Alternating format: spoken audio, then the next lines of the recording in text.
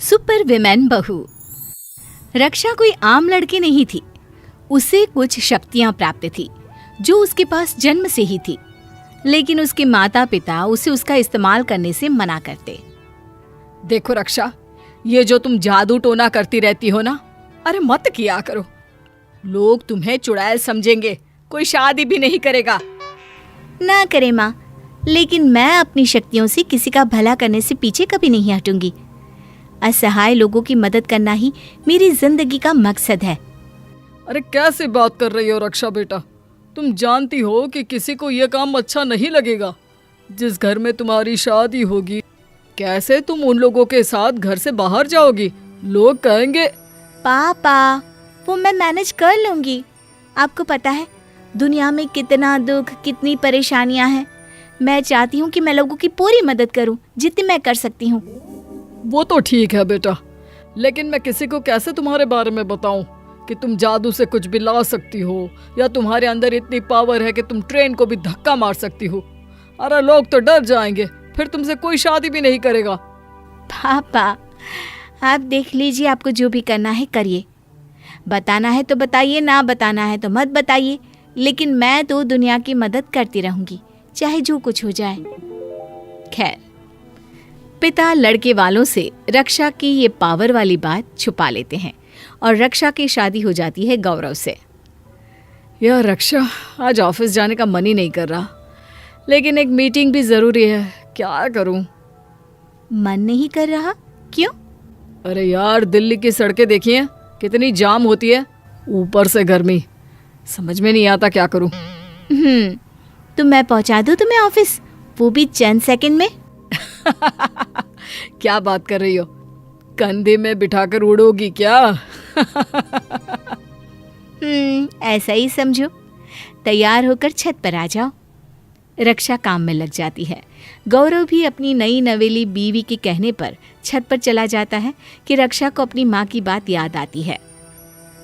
देख रक्षा, ससुराल में बहुत जरूरी हो तभी ये जादू टोना दिखाना, समझी? नहीं तो हम सबके लिए मुश्किल हो जाएगी। मुझे इन्हें उड़ाकर ऑफिस ले जाने का आइडिया कैंसिल करना होगा, लेकिन ये मेरे पति हैं। कम से कम इन्हें तो अपने बारे में बता दो कि कैसे मैं सुपर पावर रखती हूँ। रक्षा छत पर जाती है और पति से कहती है, देखिए जी, मैं ना बचपन से थोड़ी अलग हूँ। हाय मेरी जान, मुझे तो तुम अभी भी सबसे अलग ही लगती हो, मेरी बाबी डॉल। तभी रक्षा पास रखी चेयर को घूरती है और चेयर अपने आप खिसक कर उन लोगों के पास आ जाती है। गौरव देखता ही रह जाता है, उसकी आंखें खुली की खुली रह जाती है।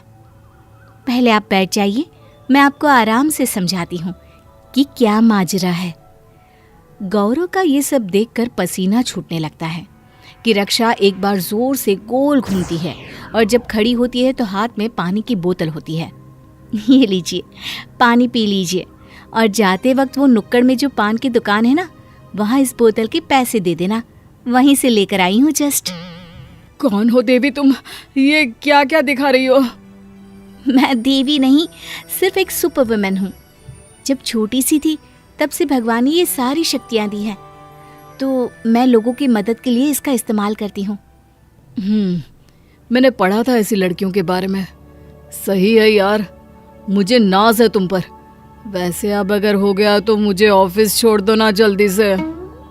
रक्षा खुश हो जाती है और पति को पकड़कर एक बार जोर से गोल घूमती है और दोनों पहुंच जाते हैं पति के ऑफिस में। यार वाओ, इतनी जल्दी? अच्छा अब तुम जाओ, वरना सब पूछेंगे। कि बेबी, शाम को कब लेने आना है फोन करके बता देना। रक्षा एक बार फिर गोल घूमती है और घर की छत पर, जहाँ पहले से ही सास होती है। अरे रक्षा, तुम कब आई? अभी तो यहाँ नहीं थी। कैसी बात कर रही हैं माँ जी, सामने ही तो थी आपके। अच्छा, लग रहा है मैं सच में बूढ़ी हो गई हूँ। ठीक है बेटा, तू बोलती है तो मान लेती हूँ, वरना मैंने सच्ची बहू तुझे देखा नहीं। सही है माँ जी। अच्छा ये बताए, छत पर कैसे आना हुआ? अरे वो नए पड़ोसी आए हैं ना, उन लोगों का सामान उतर रहा है। अब कब वो लोग बुलाएंगे, कब हम जाएंगे, ये तो बात की बात है। लेकिन क्या क्या है उन लोगों के घर, ये देखने का मन किया इसलिए। अच्छा, मैं भी तो देखूं। बहू देखती है कि एक बूढ़ा आदमी बड़ी सी अलमारी को अकेले ही उठाने की कोशिश कर रहा है। ये बेचारा कैसे इतनी बड़ी अलमारी खिसका सकता है, मुश्किल लग रहा है। अभी दोनों बात ही कर रही होती है कि वो अलमारी बुढ़े पर गिर जाती है और वो जोर से चिल्लाता है, अरे मर गया रे! लेकिन ये क्या, अगले ही पल अलमारी बुढ़े के ऊपर से हटकर घर के दरवाजे पर आ जाती है और बहू सास के बगल में। ये क्या हो रहा है? मुझे चक्कर आ रहा है। क्या हो गया माँ? मुझे तो समझ में ही नहीं आया। ये बुढ़े के पास से अलमारी? हाँ वही।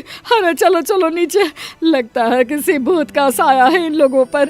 हे भगवान, मैं तो कल ही सुंदर कांड रखूंगी घर में। रक्षा सास की बात सुनकर समझ जाती है कि सास को अभी कुछ पता ना चले वही ठीक रहेगा, वरना वो तो उसे सच में किसी चुड़ैल से कम नहीं समझेंगी। अरे क्या सोच रही है बहू? कोई बात नहीं, घबराओ मत, कुछ नहीं हुआ। अरे हम लोगों के मोहल्ले में ऐसा कभी नहीं होता, पता नहीं क्या हो गया।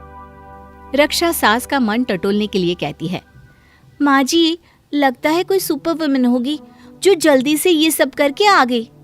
हाँ हाँ बहू, मैंने भी पढ़ा है, जिन लोगों का मन शीशे की तरह साफ होता है ना, ऊपर वाला उन्हें सुपर पावर दे देता है, जिससे वो समाज और देश की रक्षा करे। अरे लेकिन बहू, आज के कल युग में कहाँ किसी को ये शक्तियाँ प्राप्त होती होगी। अरे वो तो बहुत ही साफ दिल के लोग होते थे। बहू मन ही मन मुस्कुरा देती है कि चलो कल को सास को पता भी चल जाए तो कोई बात नहीं। अरे फिर सोचने लग गई, जा जाकर चाय बना ला एक कप अच्छी सी। जी माँ जी। तभी रक्षा के फोन पर गौरव का कॉल आता है। रक्षा, वो पास की आंटी का फोन आया था, उनके बेटे की तबीयत खराब है, अस्पताल दूर है और उसे वहाँ जल्दी से पहुँचना है। मेरी कार आज घर में ही है, अगर तुम। रक्षा खुश हो जाती है क्योंकि ये तो उसका फेवरेट काम है, लोगों की मदद करना। हाँ हाँ, क्यों नहीं। वो सास को सारी बात बताती है और कार लेकर निकल जाती है। थोड़ी देर बाद जब रक्षा घर में वापस आती है, अरे जीती रहे बेटा, काश तू कोई सुपर विमेन बहू होती तो मैं ज्यादा खुश रहती। अरे हर किसी की मदद करना बहुत अच्छी बात है। सच माँ जी, अगर मैं ये कहूँ कि मैं सुपर वुमेन बहू हूँ तो तो क्या, अरे जा बहू जा, चाय बना, रहने दे तू और सुपर वुमेन बहू। अरे ना जी ना, वो तो मैंने ऐसे ही बोला, तू तो जैसी है बहुत अच्छी है।